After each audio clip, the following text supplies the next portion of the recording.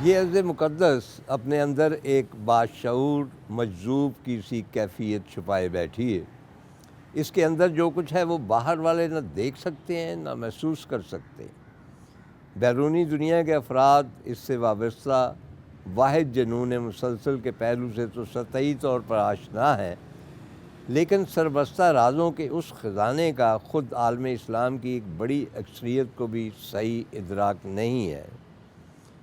اس سرزمین پر یعنی فلسطین پر حقائق اور حقیقت کی جڑواں بہنیں اداسیوں کے بال کھولے سو رہی ہیں۔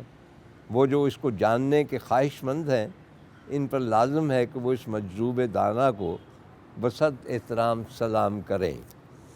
یہ اقتباس ہے دیوار گریہ کے آس پاس کاشف مصطفیٰ صاحب کا سفر نامہ ہے اسرائیل کا، اور واقعی ہم تو باہر بیٹھے ہیں، ہم نہیں جان سکتے کہ اس کے راز کیا ہیں، اور وہ رازوں کو افشا کرنے کے لیے ہی ہم نے یہاں پہ ایک مرتبہ پھر ڈاکٹر صاحب کو مدعو کیا ہے، اور ہم ایک مرتبہ پھر دنیا کے کاروان سرائے میں ہیں۔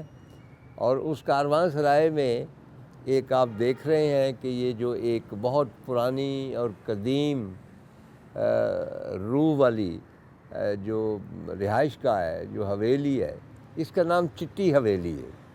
یہ ایک بہت تاریخی حویلی ہے۔ اسے سول جج رائے صاحب گنگا رام بائچوانا نے تعمیر کیا، اور اس کی ہسٹوریکل اہمیت یہ ہے کہ یہاں جواہر لال نہرو اور پاکستان کے پہلے وزیر اعظم جناب لیاقت علی خان نے قیام کیا، اور ان دنوں شاہد بشیر صاحب یہاں پہ رہائش پذیر ہے، اور ہم ان کے انتہائی شکر گزار ہیں کہ انہوں نے اس حویلی میں ہمیں یہ پروگرام ریکارڈ کرنے کی اجازت جو ہے مرحمت فرمائی۔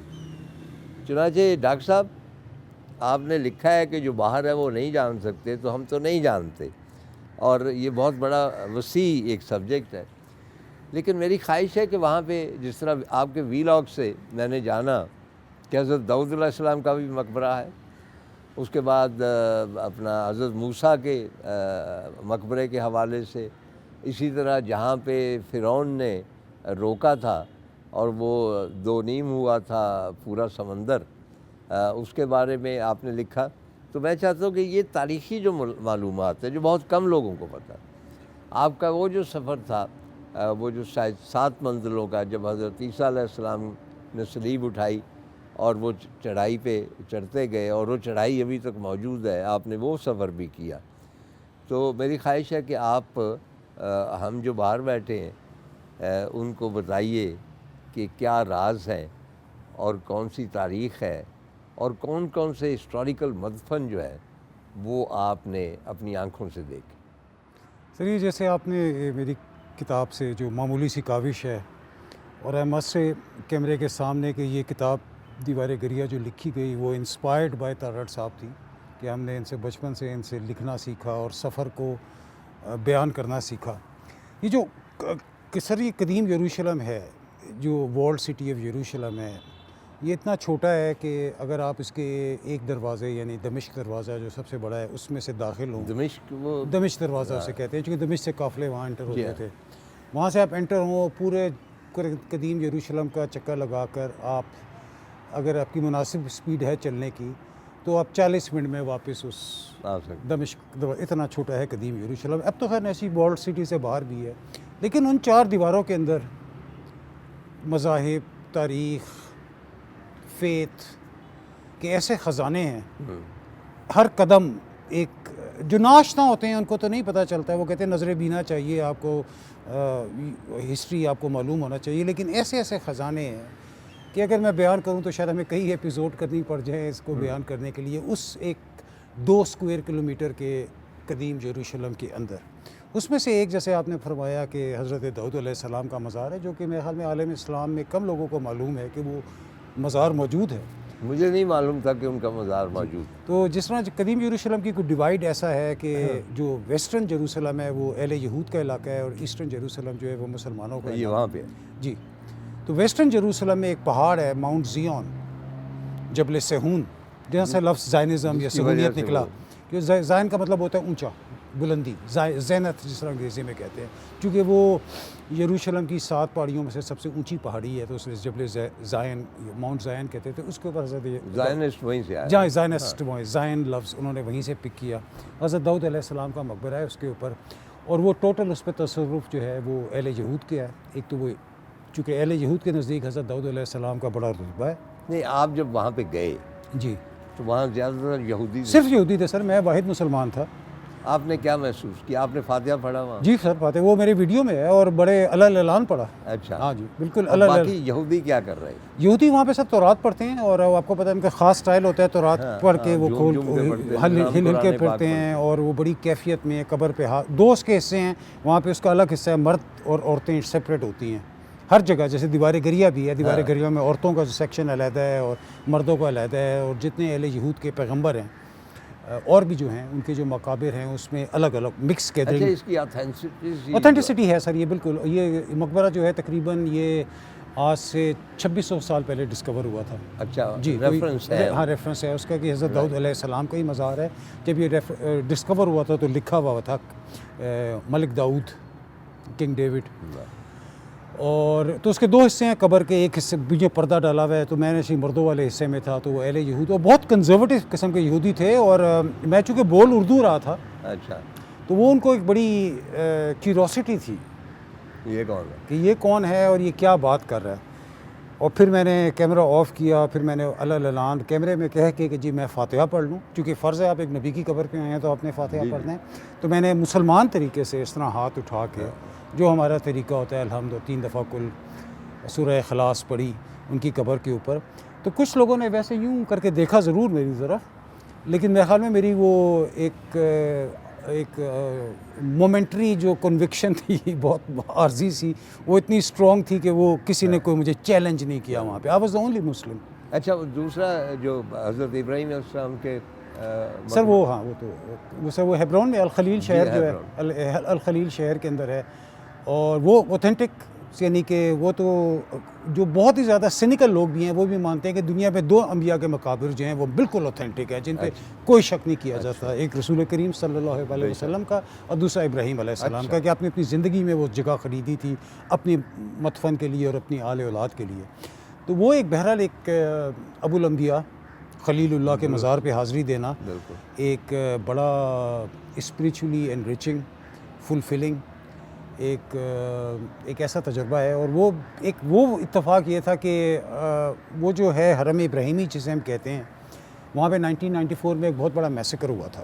ہاں مجھے یاد. وہ ایک ڈاکٹر نے آ کے، ہاں اسرائیلی نے آ کے مسلمان حصے میں آ کے یہ دونوں 2 حصے ہیں. تو اب اس کے بعد انہوں نے 1994 کے بعد 2 حصے بنا دیے. مسلم ایریا کے اندر حضرت اسحاق علیہ السلام اور ان کی اہلیہ بی بی رفقہ.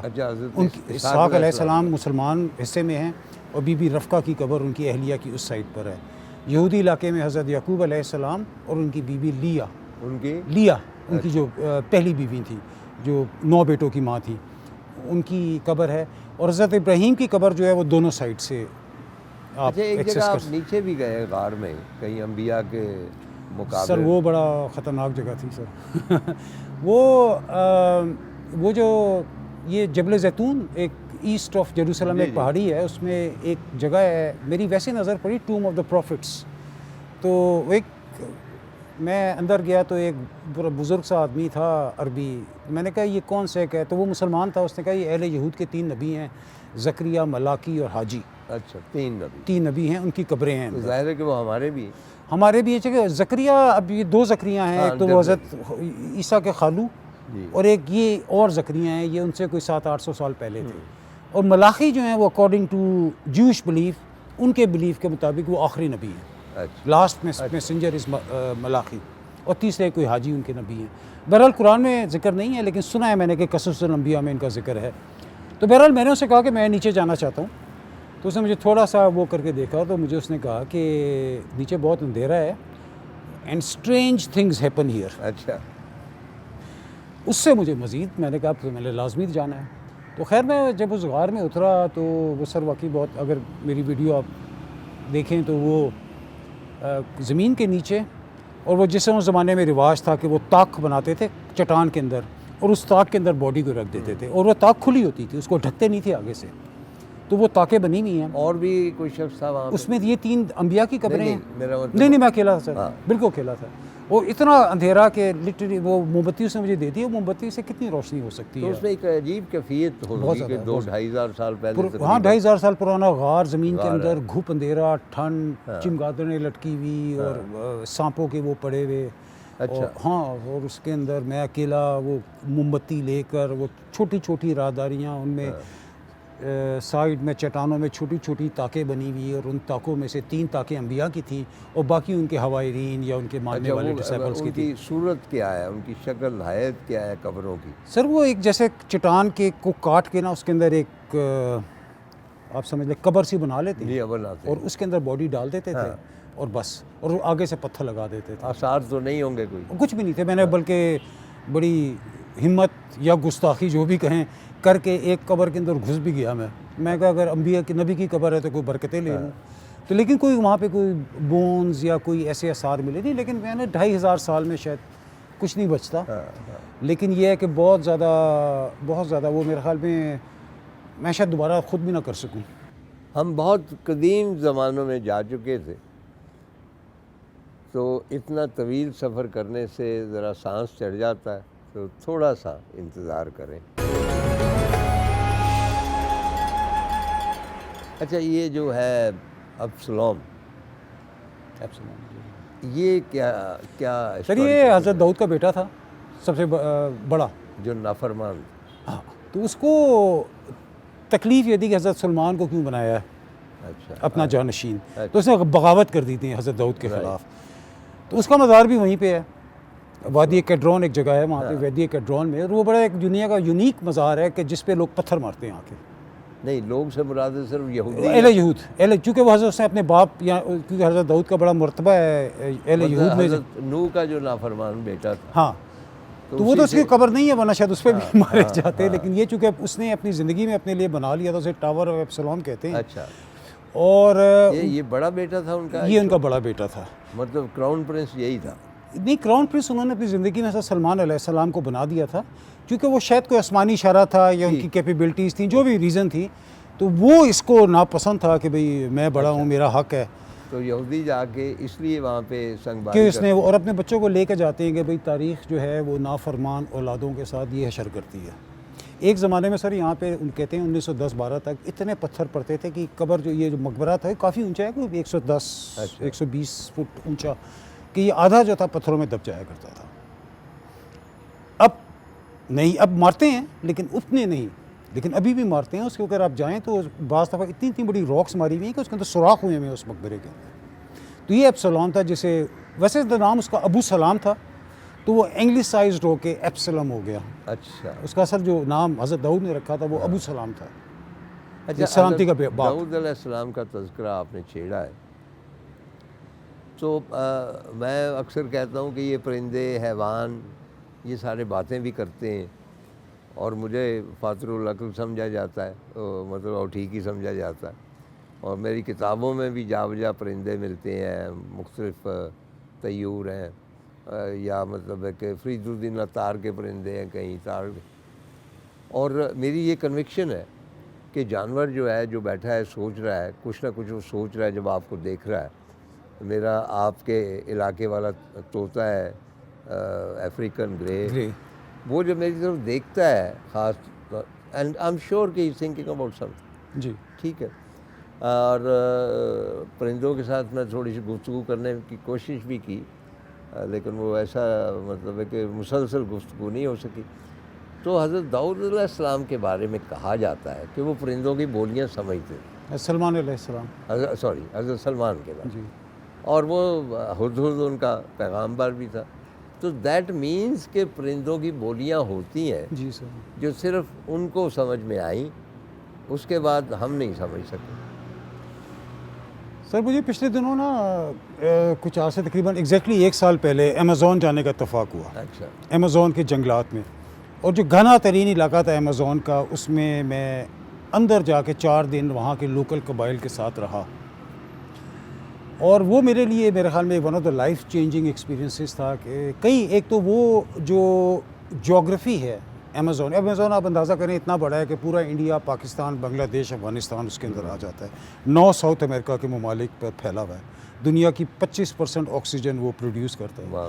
اچھا، اور وہ آپ نے بتایا تھا کہ وہاں پہ جو ایک لوکل ہے جی وہ کہتا ہے کہ ہم پرندوں کی بولیاں جی سمجھتے ہیں. وہ سر میری ویڈیو ہے اس میں کہ ہم کینو کرتے جا رہے تھے. وہ مجھے کینو کر کے ریور امیزون کی ایک چھوٹی سی ٹریبیوٹری کے اندر لے گیا. تو اس نے ایک کسی، اب وہاں اتنے گھنے ہیں کہ نظر نہیں آتے پرندے، تو کسی پرندے کی آواز آئی. تو میں نے اسے ویسے ہی پوچھا کہ کون سا پرندہ ہے یہ؟ تو اس نے کہا یہ مکاؤ ہے. وہ مکاؤ نہیں ہوتا، وہ مکاؤ ہے. تو میں نے کہا کہ وہ کہتا ہے کہ یہ جو پرندے ہیں، کہتا ہے ڈاکٹر تمہیں سمجھ آ رہی ہے پرندہ کیا کہہ رہا ہے؟ کچھ میں کہا میرا جو شعور ہے وہ تو ایک شہری زنجیروں میں بندھا ہوا ہے، میرے لیے تو صرف ایک چہچہانے کی آواز ہے. کہتا ہے جنگل آپ سے باتیں کرتا ہے، ہر آواز کا ایک پرپز ہے. وہ درختوں کی سرسراہٹ ہو یا مینڈک کا ٹرانا ہو یا چڑیوں کی چہچہاٹ ہو. تو میں بڑا فیسینیٹ ہوا. میں نے کہا آپ اس پرندے سے بات کر سکتے ہیں؟ کہتا ہے ہاں. اس نے کینو سائٹ پہ روکا تو اس نے وہی ملتی جلتی آواز نکالی. تھوڑی دیر بعد اس پرندے نے جواب دیا، پھر اس نے آگے سے جواب دیا. کوئی تقریباً کوئی 20-25. ڈاکٹر صاحب یہ تجربہ تو میں نے بھی جناب باغ میں کیا تھا جی کہ ایک گھنے درخت میں ایک پرندہ تھا، تو اس کو میں اسی طرح جواب دیتا تھا، تو وہ جواب میں کچھ نہ کچھ کہتا تھا. تو میں نے اسے کہا کیا کہہ رہا ہے مکاؤ؟ کہتا ہے مکاؤ یہ کہہ رہا ہے کہ 3 دن سے، چونکہ رین فارسٹ ہے وہاں تقریباً روز بارش ہوتی ہے، تو 3 دن سے بارش نہیں ہوئی. ابھی یہ مجھے کہہ رہا ہے کہ آئی ایم ویری ہیپی، میں بہت خوش ہوں کہ کل صبح 5 بجے کے قریب بارش ہوگی. اچھا، یہ پرندہ بتا یہ پرندہ اس کو، جو میرا گائیڈ تھا اس کو بتا رہا ہے. اور ٹو گاڈ سر صبح 4:15 بجے موسلادھار بارش، طوفانی بارش ہوئی. تو میں نے کہا یہ پرندوں کو ویسے پتہ کیسے چلتا ہے؟ جو اس نے بڑا سائنٹیفک جواب دیا. کہتے ہیں اوپر جاتے ہیں، نمی محسوس کرتے ہیں یہ بادلوں میں، تو ان کو اندازہ ہو جاتا ہے کہ بارش ہوئی. تو میں نے کہا یہ جو آرٹ ہے پرندوں سے بات کرنے کا، کہتے ہیں millions of years of trial and error. ہم نے اپنے اجداد سے سیکھا ہے، ہر آواز کا ایک مقصد ہے، ایک ٹون ہے. کہتا ہے یہ جو مینڈکی ٹرا رہی ہے، یہ اپنے میل کو یہ پیغام دے رہی ہے کہ اگلے 3 دن کے اندر جو ہے ریور امیزون کا لیول بڑھے گا، تو اس لیے میں نے انڈے جو ہیں وہ تھوڑے دور دیے ہیں. تو یہ اٹ واز ایبسلیوٹلی فیسینیٹنگ. تو وہ تو ڈیفینیٹلی حضرت سلیمان علیہ السلام کے پاس تو ریویل نالج تھی. مطلب اللہ تعالیٰ کی یہ ایکوائرڈ نالج ہے جو انسان نے اپنے کسب پہ خود حاصل کی ہے. وہ وہاں پہ آتے ہیں جب آپ نے اس جگہ کو دریافت کیا جہاں سے حضرت موسیٰ نے اپنا عصا پھینکا اور وہ سمندر یا دریا یا بحر وہ بٹ گیا. تو آپ اس مقام پہ پہنچے تو کیسے پہنچے؟ اور سر یہ بڑی اس پہ ریسرچ کرنی پڑی مجھے. اور کیونکہ یہ میری ہمیشہ سے کہ میرے حال میں انسانی تاریخ کا ایک بڑا ایک مومنٹس مومنٹ تھا. تو اس میں کہ وہ کہاں وہ جگہ ایگزیکٹلی تھی. تو وہ پھر کچھ یونیورسٹی آف تل ابیب کے پروفیسرز تھے، ان سے میں نے مدد لی. انہوں نے مجھے یہ بتایا تھا جو کہ میرے لیے ایک ریفرنس پوائنٹ بنا کہ اس واقعے کے 300 سال بعد حضرت سلیمان علیہ السلام نے جو دونوں پوائنٹس تھے جہاں پہ بحرے یہ ریڈ سی سپلٹ ہوا تھا، اس پہ 2 ستون لگا دیے تھے تاکہ وہ یاد رہے کہ کہاں سے ریڈ سی سپلٹ ہوا تھا. ان میں سے ایک ستون جو ایجپٹ کے سائٹ پہ ہے وہ ابھی تک موجود ہے. تو اب وہ ایک حصہ اس کا پریزنٹ ڈے سعودی عرب میں ہے اور ایک اس کا دوسرا جو کنارہ ہے وہ پریزنٹ ڈے ایجپٹ میں ہے. ٹھیک. تو جو سعودی عرب والے ہیں وہ انہوں نے اپنے مزاج سے وہ غائب کر دیا، پتہ نہیں کہاں ہے. اچھا.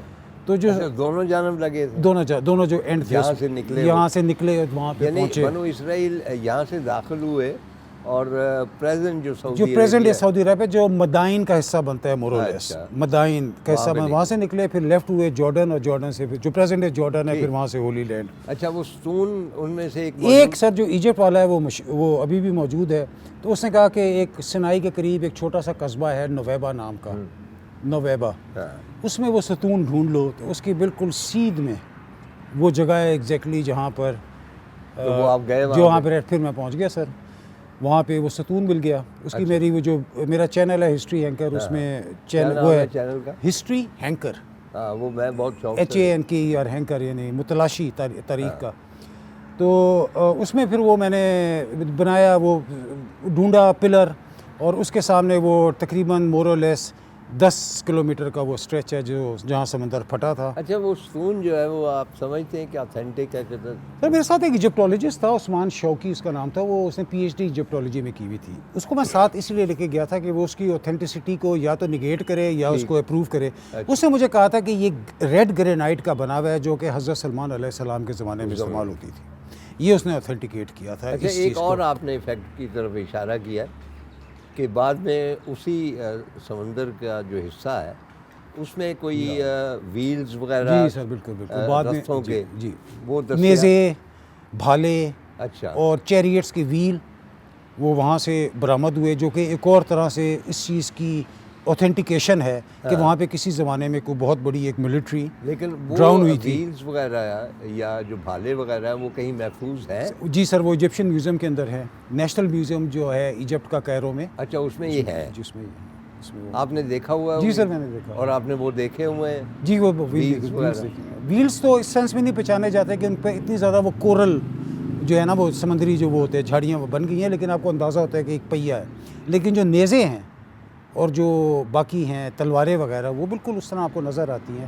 تو یہ دو اس کے یعنی وہ نیزے اور تلواریں جو ہیں وہ ہم دیکھتے ہیں کہ جی ایجپشن جو ٹومز ہیں جی وہاں پہ مسلح سپاہی کھڑے ہیں، جو تصویریں ہیں وہ تقریباً ویسے ہی ہاں سر وہ اسکٹ مار وہ اسی قسم کی نہیں کہ ہاف بینڈ تلوار جو ہوتی ہے ایجپشین سٹائل کی وہ ہے. اچھا وہاں کھڑے ہو کے آپ نے کیا محسوس کیا؟ مطلب ہے کہ آپ نے اپنے آپ کو میں نے محسوس کیا کہ میں اس قافلے کا حصہ ہوں جس کے اس بنو اسرائیل کے قافلے کا حصہ ہوں جس کے سربراہ سیدنا موسیٰ علیہ السلام ہیں، اور وہ بے بسی سے کبھی سمندر کو دیکھ رہے ہیں، کبھی ایجپشن آرمی کو دیکھ رہے ہیں، اور پھر اللہ تعالیٰ نے ان سے وہ معجزہ کرایا جو تاریخ میں کبھی نہیں دہرایا جا سکتا. جی ہم قدیم مقابر جو ہیں وہاں پہ موجود تھے، تھوڑی دیر کے لیے میرا خیال خاموشی اختیار کریں.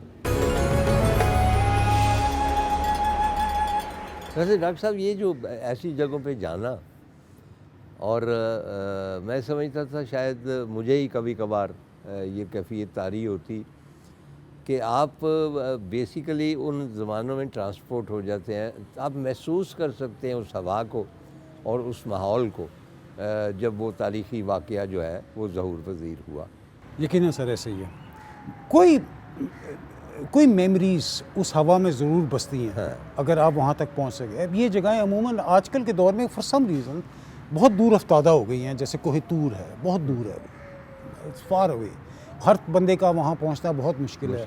یہ جگہ جو نویبا کی ہے جہاں پہ ریڈ سی تھا، یا یہاں پہنچنا مشکل ہے، کافی مشکل ہے. سینائی ایک تو جگہ بڑی وہ ملٹری وہ پولیٹیکل وہاں پہ اخوان المسلمین اور ایجپشن گورنمنٹ کا ہمیشہ جھگڑا رہتا ہے، تو ہائی سیکیورٹی وہ ہے زون ہے، اغوا کر لیتے ہیں ٹورسٹ کو، اور یہ اس طرح کے سارے جو آپ کو پتہ ہے وہ سارا.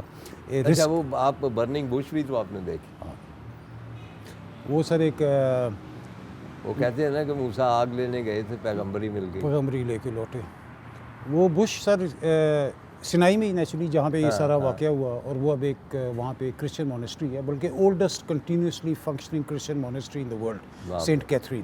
اس کے اندر وہ جھاڑی ہے، اور وہاں کے جو لوکل راہب ہیں ان کا بیان ہے کہ یہ 3200 سال پہلے جب اللہ تعالیٰ کی آواز یہاں سے گونجی، اس کے بعد سے یہ جھاڑی نہ بڑی نہ کم ہوئی، نہ اس پہ کبھی پھول لگے، نہ یہ کبھی مرجھائی. اچھا یہ کوئی ہسٹوریکل ایویڈنس ہے کہ وہ جھاڑی اتنے عرصے سے وہی ہے؟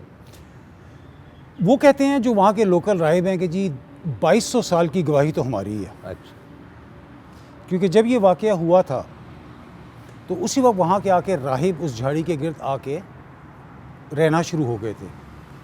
بعد میں جب عیسائیت آئی تو وہ عیسائی ہو گئے، تو تقریباً 2200-2300 سال کی گواہی تو اچھا ہمیں وہ وہاں سے جھاڑی کا کوئی نام یا ارد گرد اس قسم کی اور جھاڑی ہے کہ؟ سر وہ آئرونکلی بیری کا درخت ہے.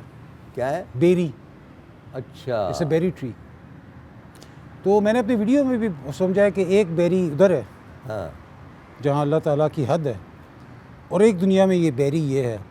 ان کی دونوں کا آپس میں کیا میٹا فزیکل لنک ہے میرے میں اتنی عقل یا، کیونکہ پنجاب میں سب سے زیادہ جو کامن درخت ہے وہ بیری، اور ہر سین جو ہے میرا جو آبائی گھر ہے جی وہاں بھی ابھی تک ایک بیری ہے جی جس کے نیچے میری دادی جو تھی وہ چرخہ کاتا کرتی تھی، اور جہاں پہ ان کو ایک خواب بھی آیا، میں اس کی تفصیل میں نہیں جاؤں گا.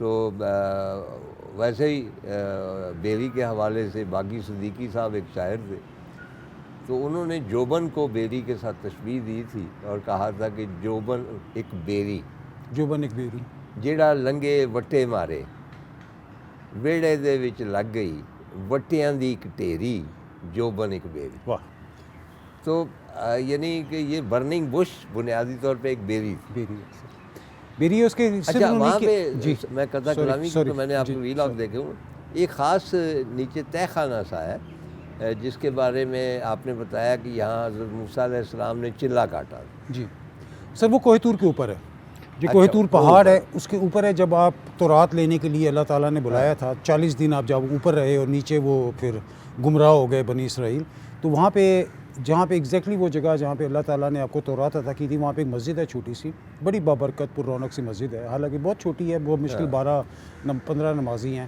اور اس مسجد کے بالکل نیچے غار ہے جہاں آپ نے 40 دن حضرت موسیٰ علیہ السلام جو ہے. اچھا مجھے سب سے زیادہ حیرت اس بات پہ ہوئی کہ جہاں میں بچھڑے والا ہوا سلسلہ، انہوں نے بچڑا بنایا، وہ سونا لے کے تانبا لے کے سامری نے، اور آپ ہی کی وجہ سے مجھے معلوم ہوا کہ سامری دراصل سامر کا رہنے والا، سامر کا رہنے والا، جہاں کے جادوگر مشہور. جی جی اور اب بھی ہیں، اب بھی ہیں جی، اور اس لیے وہ سامری کہلایا. تو وہاں پہ باقاعدہ وہ پتھر سے ایک بچڑے کی شکل نظر آتی، وہ بڑی حیرت انگیز، وہ بڑی فیسینیٹنگ ہے سر. وہ اور وہی بات ہے، میں ہمیشہ ویسے جو لوگ مجھ سے پوچھتے ہیں ٹریولنگ، آج کل کے نوجوانوں میں مجھے فون کرتے ہیں، تو میں ایسے کہتا ہوں کہ 3 طرح کی، اور یہ ہم نے آپ سے سیکھا ہے کہ 3 طرح کی تاریخیں ہوتی ہیں. ایک ریٹن ہسٹری ہوتی ہے، ایک اورل ہسٹری ہوتی ہے، ایک لوکل ہسٹری ہوتی ہے. لوکل ہسٹری آپ کو وہاں جائے بغیر یہ بچھڑے کی جو چٹان بچھڑے کی شکل کا، یہ میں نے سے کہیں نہ کبھی پڑھا نہ کسی ویلاگ میں دیکھا. یہ جب میں وہاں گیا تو لوگوں نے مجھے بتایا، کیونکہ تھوڑی سی ایک کنٹینشن تھی کہ جی اصل طور کون سی ہے. ایک پہاڑ سعودی عرب میں بھی ہے جس کے بارے میں کچھ لوگوں کا کلیم ہے کہ شاید وہ اصل طور ہے. تو انہوں نے مجھے کہا یہ خدائی گواہی ہے کہ اصل طور یہی ہے. کیونکہ غور سے دیکھیں تو وہ پتھر کا باقاعدہ بچڑا، پورا بچڑا سر ہے، دم ہے، 4 پاؤں ہیں، اس کا دھڑ ہے. اچھا آپ ان چشموں پہ بھی گئے جہاں پہ وہ حضرت موسیٰ علیہ السلام کے حوالے سے کہ انہوں نے عصا مارا، اور جتنے قبیلے تھے اتنے چشمے وہاں سے جی وہ 12 قبیلے 12 چشمے، یہ بالکل تقریباً جارڈن کی جو حد ہے جو تقریباً اسرائیل سے ملتی ہے، جو ماؤنٹ نیبو ہے اس کے نیچے ہے. ان میں سے 5 چشمے اب بھی جاری ہیں، 7 سوکھ گئے ہیں. اچھا جی، اور ان کے ہیں لوگ آتے ہیں اس کو بڑا متبرک مانتے ہیں، وہاں سے پانی بھر کے لے کے جاتے ہیں. آپ نے پیا؟ میں نے سر بہت پیا، بلکہ لے کے بھی آیا. وہی محسوس کیا. ہاں. تو آپ بنو اسرائیل کے کس قبیلے سے تھے، کون سا چشمہ پیا؟ ہاں وہ سفر شروع ہوا تھا نا ریڈ سی سے، تو یہی وہی سفر آگے چل رہا ہے. تو وہ پیا، اور اس کے بعد پھر آگے جا کے وہیں اوپر سینٹ نیبو کے اوپر ایک جگہ ہے جو میرا اپنا ایک ذہن میں تھا، چونکہ حضرت موسیٰ اتنے عالی شان نبی ہیں کہ قرآن میں سب سے زیادہ ذکر آپ کا 116 دفعہ. تو میرے ذہن میں ایک فینٹیسی تھی کہ ان کا مدفن کہاں ہے. اس کے بارے میں کوئی تاریخ کچھ نہیں کہتی. اچھا ایک تو جہاں پہ وہ بچڑے والا ہے وہاں بھی انہوں نے کچھ بنایا ہوا، وہ حضرت ہارون علیہ السلام کا، لیکن وہ ہے نہیں. یہ وہ جگہ ہے ایکچولی جہاں پہ حضرت موسیٰ نے حضرت ہارون کو کنفرنٹ کیا تھا. اچھا جب آپ اترے تھے تو یہ بچھڑے کی وہ کر رہے تھے، تو آپ نے جا کے ان سے پوچھا تھا کہ میں نے تمہیں انچارج چھوڑا تھا، تم نے یہ کس طرح ہونے دیا کہ وہ شرک کی طرف چلے گئے. تو وہ جگہ ہے. حضرت ہارون کا جو اصل مقبرہ ہے وہ پیٹرا کے قریب ایک چٹان ہے جس کا نام ہی ہے پہاڑی ہے جبل ہارون. اس کے اوپر اور بتایا جاتا ہے کہ یہ حضرت ہارون وہ اوتھینٹک حضرت ہارون کا، کیونکہ آپ کا انتقال وہیں ہوا تھا. تو وہ جبل ہارون کے اوپر آپ کا وہ اصل مقبرہ ہے. یہ وہ جگہ ہے ایکچولی، شرائن ہے جہاں پہ حضرت موسیٰ نے ان کو مطلب آپ کہہ لیں ریپریمانڈ کیا تھا یا جو بھی. تھوڑی دیر خاموش رہیں گے تو ایمیزن میں جو پرندے ہیں آپ ان کی زبان سمجھ سکیں گے. اچھا آپ ہی کے ویلاگ سے مجھے معلوم ہوا کہ جو پرومسڈ لینڈ ہے وہاں تک حضرت موسیٰ علیہ السلام خود نہیں پہنچ سکے. ان کا جو آل اسرائیل ہے وہ گئے، تو ایک خاص مقام ہے جہاں سے انہوں نے کھڑے ہو کر پہلی مرتبہ اس کا نظارہ کیا، اور آپ نے کمپیئر کیا ہے مختلف جو آسمانی کتابیں ہیں ان کے حوالے سے کہ وہ منظر جو ہے آتھینٹک ہے. جی. اور وہاں پہ حضرت موسیٰ علیہ السلام کا ایک عصا بھی بنا ہوا ہے نشانی. وہ کیا جگہ ہے؟ سر وہ ماؤنٹ نیبو کے اوپر ہی ہے کہ جب وہ اس جگہ جہاں پہ چشمے ہیں آپ وہاں پہ تھے تو وہاں پہ اللہ تعالیٰ کی طرف سے آپ پہ وحی آئی تھی کہ آپ کا وقت 120 سال آپ کی عمر ہو چکی تھی کہ آپ نہیں جا سکیں گے، ہم آپ کو دکھا دیتے ہیں. تو پھر وہ ماؤنٹ نیبو کے اوپر چڑھے اور اس جگہ پہ کھڑے ہو کر آپ نے پہلی اور آخری دفعہ ہولی لینڈ کو دیکھا اور اترے، اور اتر کر پھر آپ کا انتقال ہو گیا اور ماؤنٹ نیبو اور پہ وہاں پہ وہ جو ہے ایک اور کلیسا ہے اوپر، جی وہاں پہ خالی قبر ان کی ہے حضرت موسیٰ کی. سر یہ میری ایک اپنی ریسرچ ہے، کیونکہ میں نے کچھ 3rd سینچری کے کچھ سفر نامے نکالے. وہاں پہ ایک پریسٹ تھی خاتون پائلا، وہ گئی تھی، اس نے کہا تھا کہ جی اس چٹان اس پہاڑی کے اوپر ایک چرچ ہے اور اس چرچ میں پلپٹ کے سامنے ایک قبر ہے جو کہ حضرت موسیٰ کی قبر ہے. تو یہ وہ اوتھینٹیکیشن ہے. دوسری اوتھینٹیکیشن جو ہے وہ تورات میں ہے کہ موسیٰ ماؤنٹ نیبو پر فوت ہوئے تھے. اچھا. تو اور ویسے ہی آپ کو پتہ ہے کہ دستور ہے کہ نبیوں کا جنازہ نہیں اٹھتا، وہ جس جگہ فوت ہوتے ہیں انہی جگہ وہیں پہ ان کو دفن کیا جاتا ہے. تو اس حساب سے میں نے کیلکولیٹ کیا تھا کہ یہ وہ جگہ ہے جو حضرت موسیٰ کا پاسبل مدفن ہو سکتی ہے، وہ یا اس کے آس پاس کہیں اس سینٹ فرانسسکن مونسٹری کے اندر جو حضرت موسیٰ کی قبر ہو سکتی ہے. اچھا ڈاکٹر صاحب، حضرت موسیٰ علیہ السلام کے زمانے سے اگر ہم واپس ایمیزن آئے اور آپ کو وہاں پہ ایک نوجوان ملا تھا اور اس سے آپ نے پوچھا تھا کہ کبھی تم شہر گئے ہو، تو اس کا کیا قصہ ہے؟ سر یہ امیزون میں جب میں تھا، وہاں میں جنگلوں میں رہا 4 دن، تو جیسے لوکل ایک اس کا نام تھا لونو،